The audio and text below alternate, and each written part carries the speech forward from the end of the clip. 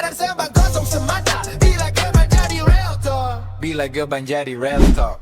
Okay, kita kembali ke dalam segmen yang terakhir dalam podcast Sembang Gebang Ultimate.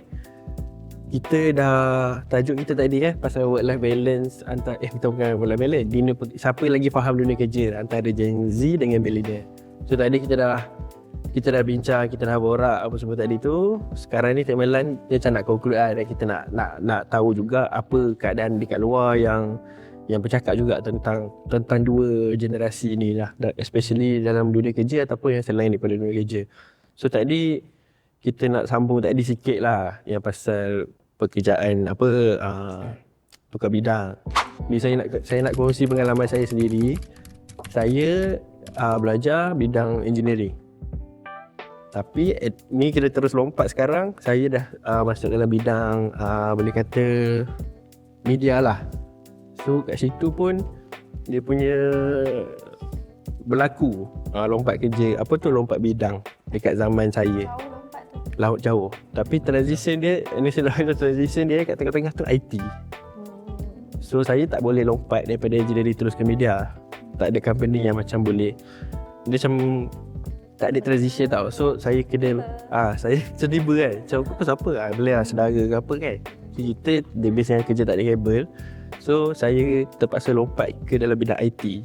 Sebab IT tu dah ada relate sikit dengan engineering, elektronik apa semua tu. So bila dekat IT tu lah baru saya belajar pasal website. Bukanlah pasal website baru belajar. Tapi yang graphic design apa semua tu adalah satu tempat yang saya boleh apply.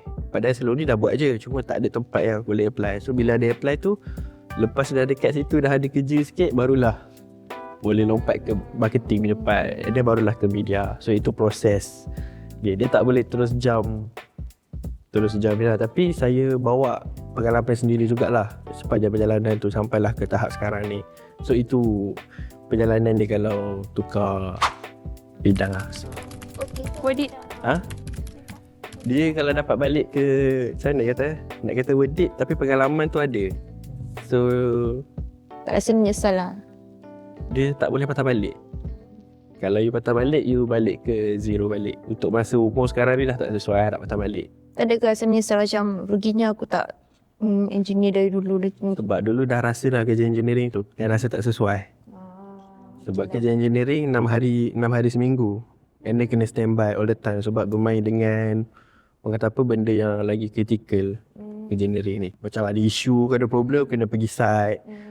So benda tu saya rasa tak sesuai lah. Saya dah try banyak kali. Itu faktor dia adalah saya rasa benda tu tak sesuai. Maksudnya saya dah cuba dah.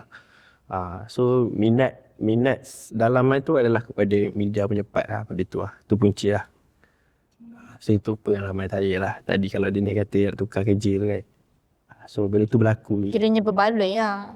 Kalau rasa tu atas diri lah. Kalau rasa benda tu yang korang nak, korang achieve lah. Untuk masing-masing lah. Sedih lah. Okay, mungkin ada pengalaman lain yang boleh cerita yang nak relatekan dengan dunia kerja masing-masing? Tak ada pengalaman tapi lebih pada nak tanya sikit lah. Okay?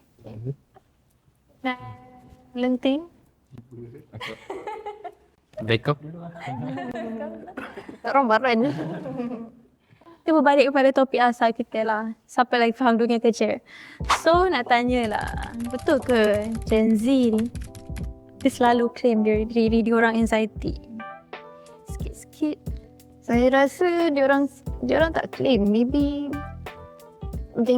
millennial yang buat dia orang tu anxiety lah. Hey, tapi zaman kita orang dulu, perkataan anxiety tu tak wujud. Dia mungkin Siapa suruh korang macam siapa suruh korang macam acah-acah nak kuat mental last berat sendiri macam tu. dia mungkin macam okay. Kalau kita orang bukannya manja ke apa, tapi kita orang ada self boundary sendiri lah. Kiranya macam siapa suruh korang rasa korang tu hebat sangat macam tu. Tapi adakah korang rasa good attitude untuk sikit-sikit anxiety? Taklah, rasanya tak semua orang macam tu. Saya pun tak ada lah jumpa semua Gen Z yang kerja anxiety je kerja, baik balik rumah duduk tak payah kerja macam tu lah. Ikut kata orang jugalah, ada orang yang claim Anxiety tu sebab dia orang malas nak buat kerja ke apa. Dia orang ceritalah ikut kata orang lah. So at least dia orang mengaku. Tak mengaku tapi korang tu macam Korang tu macam sebab je. Saya jawab lah. Dia macam ni, sebenarnya anxiety ni semua orang ada.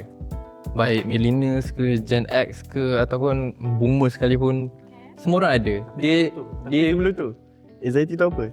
anxiety tu dia macam dia takut berlebihan. Getaran. Gemuruh. Dia ada jenis yang macam tangan bergetar, Bergetar. Bukan. Bergetar. bergetar. Anxiety. Ada yang jenis muntah ataupun kemurungan, duduk seorang-seorang. anxiety tu dia terlebih thinking lah. Dia macam terlebih thinking sampai membuatkan efek kerja ke efek. Ada banyak lah efek dia. So sebab tu lah macam kadang orang claim dia anxiety sebab dia tak nak bekerja lebih, tak nak buat kerja berlebihan macam tu lah. Kalau macam Gen Z ni dia kalau kita tahulah diorang ni sejenis yang outspoken. So di situlah millennials ke atau Gen Z gen-gen yang lain di situlah diorang nampak oh Gen Z ni. Sebab dia orang tak boleh control anxiety tu. Bukan Boleh. diorang ni pandai untuk bercakap, meluahkan macam tu lah. Tapi kau dia boleh control. Kita boleh konsep kot. Macam anxiety lah. Tak ada. Habis kuat DP dia hilang. DP WhatsApp dia hilang. Itu sendiri, preference sendiri. Itu semua. Itu privacy Tak ada lah. kaitan dengan anxiety ke apa. Ni mesti gaduh, baru gaduh je. Saya tengok orang lain, kawan-kawan yang muda-muda. Dah tu dia tak minat lah tak DP. Kenapa? Gaduh. Kat situ dia pilih accept kot. Dia pilih member dia je. Betul. Itu lantak kau lah. Yelah. Asal nak tengok-tengok macam tu. Sebab dia berkait dengan social media. Sebab zaman millennial dulu bersungguh-sungguh nak main social media. So semua benda Semua benda nak tunjuk. Facebook pun dia tunjuk. Sebab tu DP tak hilang. Tapi Gen Z lahir-lahir dah ada benda tu kan. Dia rasa macam benda tu tak sama rasa dia macam kita orang yang adapt. Banyak jenis MySpace, Friendster semua tu. Maybe time tu daripada kosong korang kan time kecil-kecil kan main sawah ke. Macam semua ada. So bila dapat gadget semua tu korang nak explore lebih macam tu. Kita orang lain-lain dari gadget. Tak ada lah maksudnya ada juga kita orang macam kita orang tak ada lah macam Jet Alpha. Kita orang ni hidup juga macam korang. Cumanya korang tu terlebih nak hidup macam kita orang macam tu. Macam tu lah sebab tu korang macam asyik nak Gen Z ni, Gen Z ni. Semua tak puas hati tu lah. Belum lagi TikTok. Apa biar netizen. Belum break up. Aduh. Saya padat dah stres, tak nak tekan-tekan. Shaking pula. Kita orang tak macam tu. Kita orang ni bagi apa yang kita orang rasa. Tak adalah nak cakap korang macam tu. Tapi korang memang macam tu lah. Okay, ada tengok kat ni lah, dekat tracks tak? Editing yang berkait dengan isu ni. Ada. Diorang Okay, saya ada satu soalan lah.